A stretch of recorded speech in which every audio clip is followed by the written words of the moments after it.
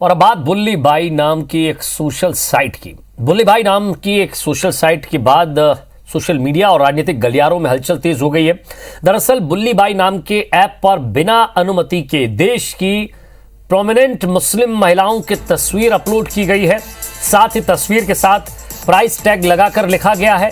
इसे लेकर शुरू हुए विरोध के बाद इस मामले में दिल्ली और मुंबई में पुलिस ने मामला दर्ज कर लिया है। इधर मध्य प्रदेश में इस ऐप को लेकर सियासत गर्मा गई है। गृह मंत्री नरोत्तम मिश्रा ने दावा किया है कि मध्य प्रदेश से ऐसी कोई भी शिकायत सामने आती है तो दोषियों के खिलाफ सख्त कार्रवाई होगी। भारत में नारी हमेशा पूज्यनीय रही है और पीएम मोदी ने ट्रिपल तलाक कानून लाकर महिलाओं का सशक्तिकरण किया है। वही मामले में कांग्रेस ने भी अपना विरोध दर्ज कराया है। कांग्रेस ने पीएम मोदी से ऐसे ऐप पर कार्रवाई करने की बात कही है।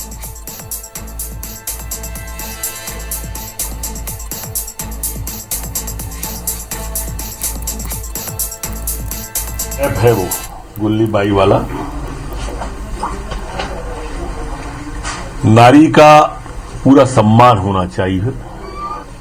अभी इस संबंध में कोई शिकायत प्राप्त नहीं हुई है, पर शिकायत प्राप्त होगी तो हम इस ऐप पर कार्रवाई करेंगे। इस ऐप को जितनी जल्दी हो सके उतनी जल्दी सोशल मीडिया से हटाने की कवायद होनी चाहिए। एक मूवमेंट होना चाहिए। हम सब महिलाएं खड़ी हैं एक साथ एकजुट, और इस तरह की घृणित कामों को हम बिल्कुल टॉलरेट नहीं करेंगे।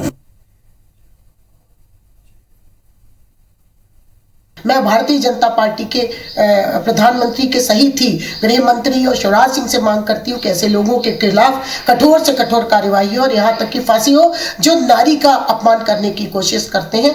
बुल्ली बाई डील ऐप बनाया जाता है और उसमें सैकड़ों मुस्लिम महिलाओं की तस्वीरें अपलोड कर दी जाती हैं नीलामी के लिए, ऑक्शन के लिए। क्या इस देश में मुस्लिम महिलाओं की नीलामी लगाई जाएगी?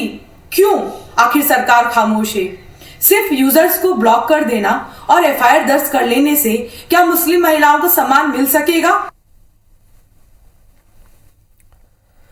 और ज्यादा बातचीत के लिए हमारे संवाददाता नवीन सिंह हमारे साथ जुड़ गए। नवीन, मध्य प्रदेश से इसका कोई कनेक्शन सामने आता है क्या? मध्य प्रदेश में इस तरह की कोई बात सामने आती है इस ऐप को लेकर? क्योंकि लगातार मध्य प्रदेश के नेताओं की तीखी प्रतिक्रिया इस पर सामने आई है, चाहे बीजेपी के हों, कांग्रेस के हों। महिलाओं की भी तीखी प्रतिक्रिया सामने आई है। जनता भी इस चीज़ से इत्तेफाक नहीं रखती, वो भी चाहती है कि जल्द से जल्द इस पर कार्रवाई हो। और खुद गृह मंत्री कह चुके हैं कि अगर मध्य प्रदेश से कोई कनेक्शन आता है तो पूर्णतः कार्रवाई निष्पक्ष होगी।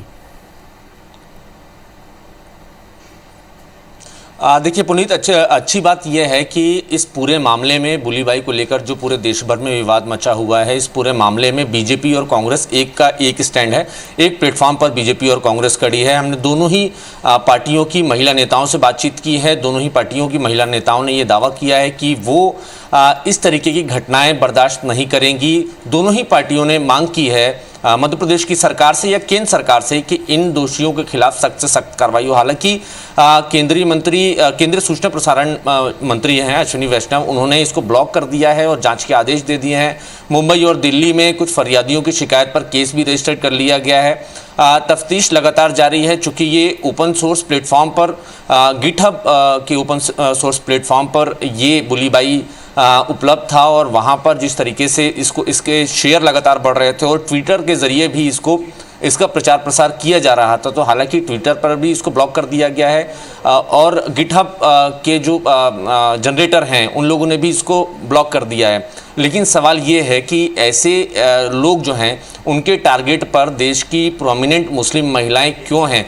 वो क्या चाहते हैं इस देश में, क्या करना चाहते हैं, उनका एजेंडा क्या है? हालांकि इस पर सियासत भी लगातार जारी है। शिवसेना की महाराष्ट्र से राज्यसभा सांसद है प्रियंका चतुर्वेदी, उन्होंने भी इसकी खिलाफत की है।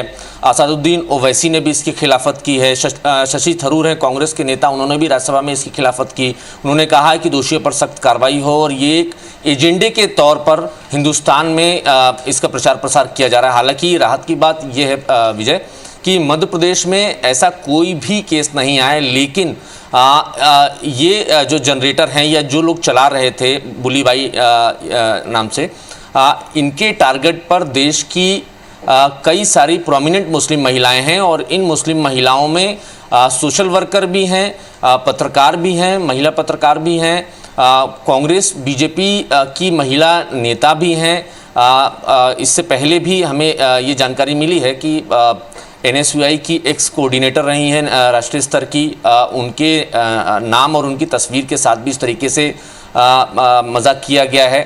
और सबसे ख़ास बात की बुली बाई जो ऐप है, यहाँ पर सबसे पहले जो भी प्रोमिनेंट महिला है हर रोज़ एक उसकी तस्वीर शेयर की जाती है और उसकी नीलामी की जाती है, एक तरीके से बोली लगाई जाती है और डील ऑफ द डे उसको टाइटल दिया जाता है। तो ये एक सनसनीखेज तरीके से एक एजेंडे के तहत देश में इस तरीके का माहौल बनाया जा रहा है। और चूंकि इसके जो डेवलपर हैं वो ऐसा बताया जा रहा है कि वो खालिस्तानी हैं और खालिस्तान के समर्थक हैं। हालांकि ये सब कुछ US से ऑपरेट हो रहा है, तो इसको लेकर भारत सरकार लगातार जांच कर रही है। मुंबई और दिल्ली की जो पुलिस है उन्होंने केस भी रजिस्टर्ड किया हुआ है, आरोपियों की तफ्तीश लगातार जारी है।